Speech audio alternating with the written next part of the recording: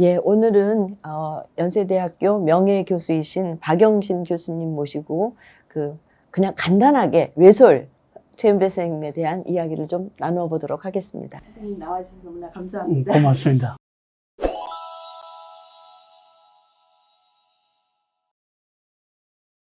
외솔 선생님의 사상이라고 우리가 말할 수 있는 게 어떤 것인지 네. 그 부분을 좀 자세히 네. 말씀해 주시면 좋겠습니다. 제가 이렇게 훑어본 대로는 우리 삶 모든 영역에 다 걸쳐 있습니다.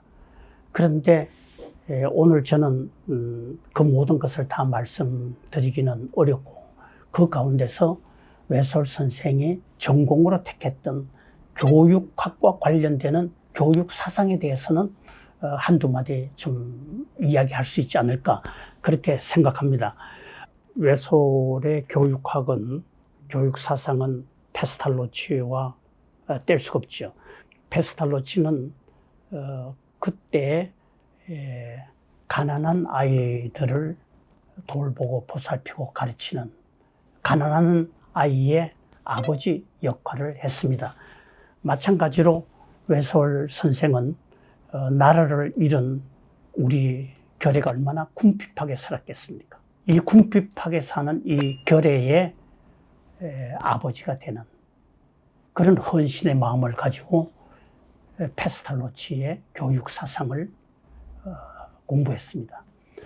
이 페스탈로치는 이 가난하건 부하건 인간에게는 내면의 안악스러운 가능성을 다 갖고 있습니다.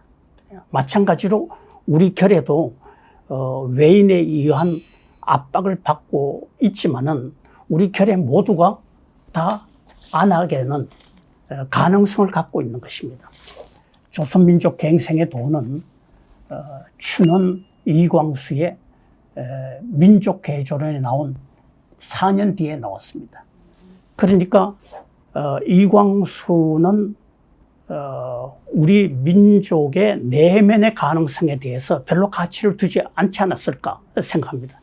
이와는 달리 외솔 최은배 선생은 비록 우리가 외인의 압박이 있지만은 우리 모두가 갖고 있는 안악스러운 힘, 이 가능성, 이것을 되살릴 수 있다 하는 그런 희망을 우리들에게 불어넣어주고 싶었던 것 같아요. 이 가능성을 살리지 못한 것은 우리의 질병인데, 이 가능성을 되살릴 수만 있다면은 우리도 건강한 사람으로 살 수 있다. 그런 생각을 우리 동포들에게, 동시대인에게 알려주고자 하신 것 같습니다. 지금도 우리가 질병에 대해서 많이 얘기를 하지만 그 질병이라고 하면 이제 왜 그런 질병을 갖게 됐는가 이런 얘기들 하게 되는데 그 외솔 선생님께서 보셨던 그 질병의 원인이 어떤 거였는지 좀 말씀해 주시면 좋을 것 같습니다. 원래부터 건강하지 않았던 것이 아니고 건강했는데 건강하지 못하고 외솔의 표현대로 민족적 쇠약증에 빠져들게 됐죠. 그것은 조선 사회에서 양반들 중심으로 나라가 움직이고 있었던 만큼 양반층에 속하지 못한 대다수의 사람들, 이 백성들은 억눌려 살았습니다. 그 당시에도 1920년대에도 우리가 다 알다시피 우리 70개의, 일본은 두말할 필요 없지만 우리나라에도 이 모든 사회의 문제는 자본주의 때문이다. 이 모든 사회의 문제 해결할 수 있는 방도는 사회주의로 가는 것이다 하는 그런 이념 대립과 논쟁들이 있었습니다. 그런데 이제 외솔 선생은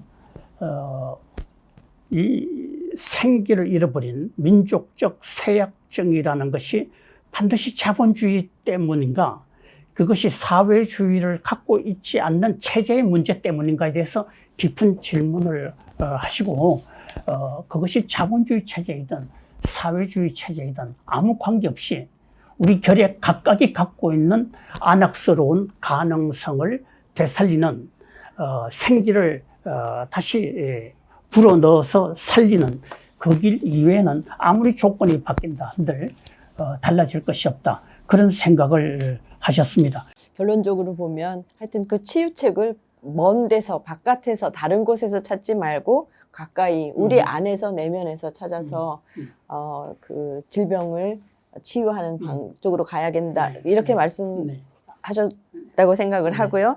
또 이제 그것과 관련돼서 아까도 말씀 나누는 가운데 그 질병이라고 하는 원인을 찾는 게 지금 우리 현대 사회에서도 그대로 적용이 된다고 하는 것을 본다면 이 질병의 치유가 그 최연배 선생님이 그토록 열망하셨던 해방과 함께 끝난 그 시점에 끝나는 게 종료되는 게 아니라 계속 지속적으로 이어져 온다라고 볼 수 있는데 제가 제대로 이해를 네, 최 선생님 아주 맞습니다.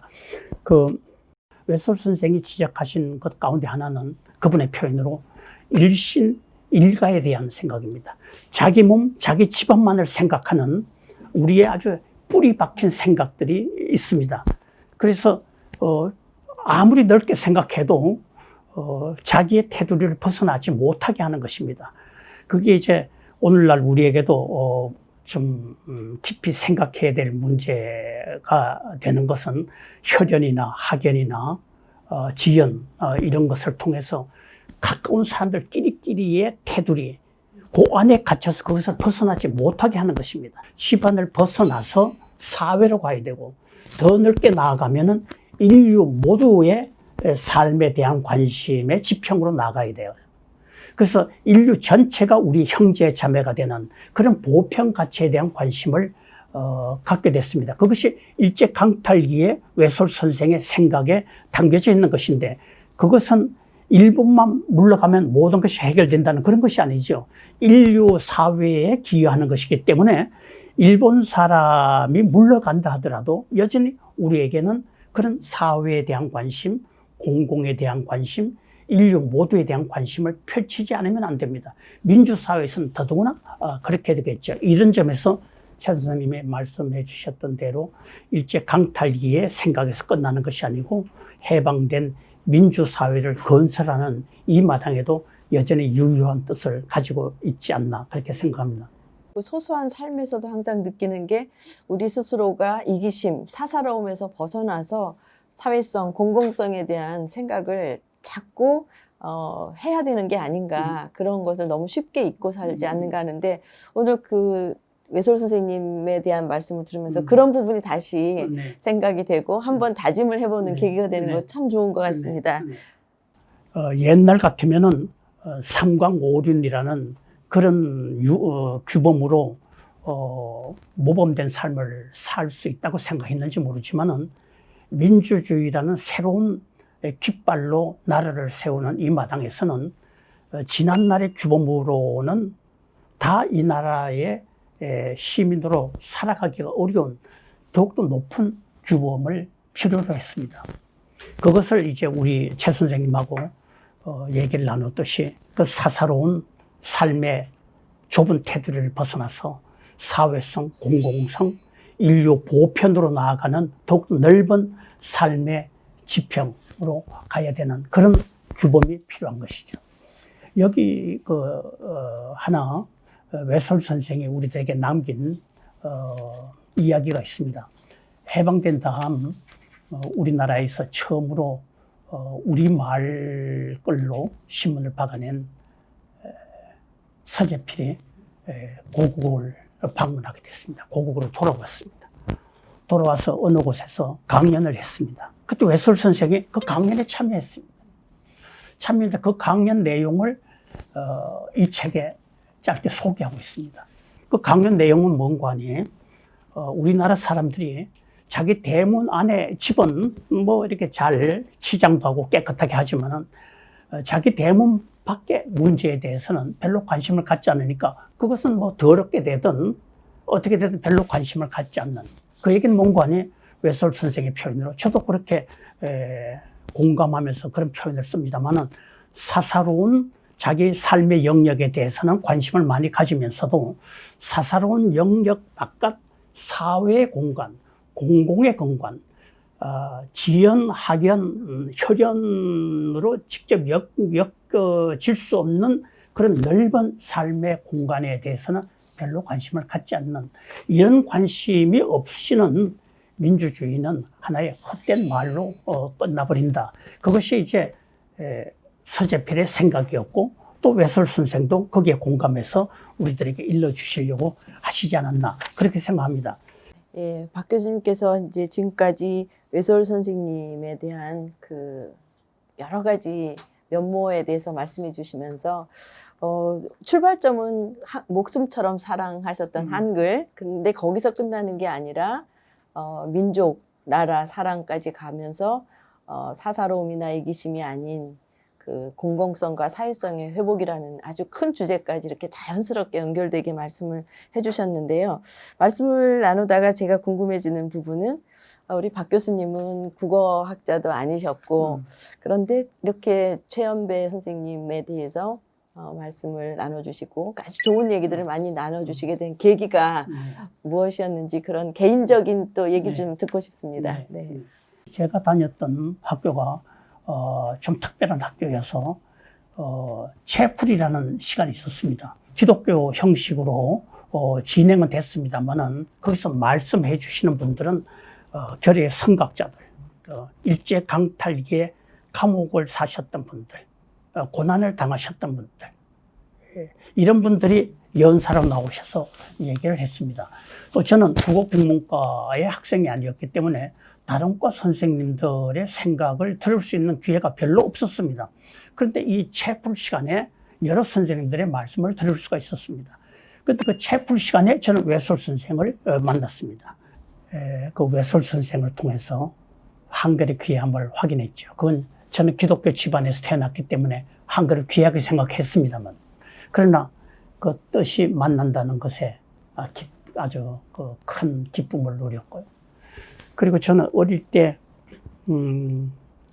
목사가 돼야 된다는 그런 집안 분위기에서 살았습니다. 초등학교 때 제가 소년, 소녀 잡지를 읽게 됐는데 그 속에 페스탈로치 이야기가 있었습니다. 제가 그것을 읽고 얼마나 감동을 많이 받았는지 모릅니다. 그렇게 해서 목사는 목사되 페스탈로치 같은 목사가 되면 좋겠다. 그렇게 어릴 때 마음을 굳히고 대학에 갈 때 저는 교육학과로 가서 페스탈로치의 교육학을 공부하고자 했습니다.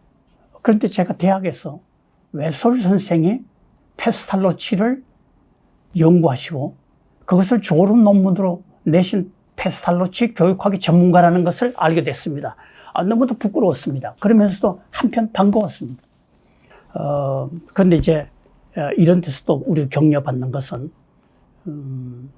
외솔 최연배 선생께서 페스탈로치 교육학을 전공하셨지만 그분의 표현으로 전공을 떠나셨습니다.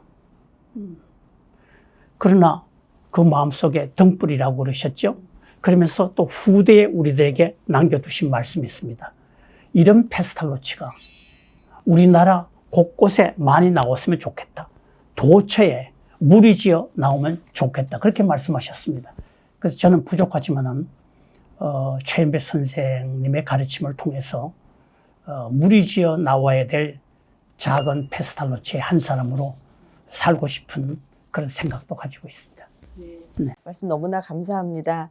박 교수님 말씀 쭉 듣다 보니까 그 교육 사상가로서 외솔 최연배 선생님의 정신과 또 사회학자로서 지금까지 후학을 양성해 오신 선생님이 공감대를 가지고 그 어떤 공통점을 또 가지고 계셨던 것 같고요. 끝으로 꼭 이 말들은 좀 후학을 위해서도 아니면 뭐 다른 사람들에게 외솔 선생님을 그냥 너무 표면적으로만 아는 사람들에게 이 말 한마디는 좀 꼭 해주고 싶다 하시는 말씀이 있으면 그 말씀으로 오늘 선생님과의 대담은 마칠까 합니다. 선생님. 한글이라는 것이, 한글이 품고 있는 뜻이 오늘날의 말로 풀어보면은 민주스러운 것이라고 할 수 있을 것 같습니다. 모두가 쉽게 배우고 이것을 소통의 연장으로 삼아서 우리의 생각을 널리 나눌 수 있는 그런 뜻을 한글이 갖고 있죠. 이 한글은 보편성, 민주성을 갖고 있기 때문에 우리의 삶 자체도 범세계화되는 이 시대에서 우리 모두 외솔 선생의 이러한 점을 좀 함께 생각하는 그런 기회를 갖고 우리의 선배들 가운데 어떤 생각을 하고 어떤 꿈을 꾸고 살았는지에 대한 역사 이야기를 우리 동시대 사람들이 많이 마음에 담아서 함께 생각을 나누면서 함께 웃고 함께 울기도 하고 함께 격려할 수 있는 어깨동무 친구로 살아가야 되지 않을까 그렇게 생각해 보고 있습니다. 예, 오늘은 박영신 연세대학교 명예교수님 모시고 그 외솔의 교육 사상과 정신에 대해서 좋은 말씀 많이 듣는 기회가 되었던 것 같습니다. 예, 그 말씀을 통해서 오늘을 사는 우리가 가져야 하는 그 의미가 뭔가를 되새겨 보면서 오늘 말씀 여기서 마치도록 하겠습니다. 감사합니다.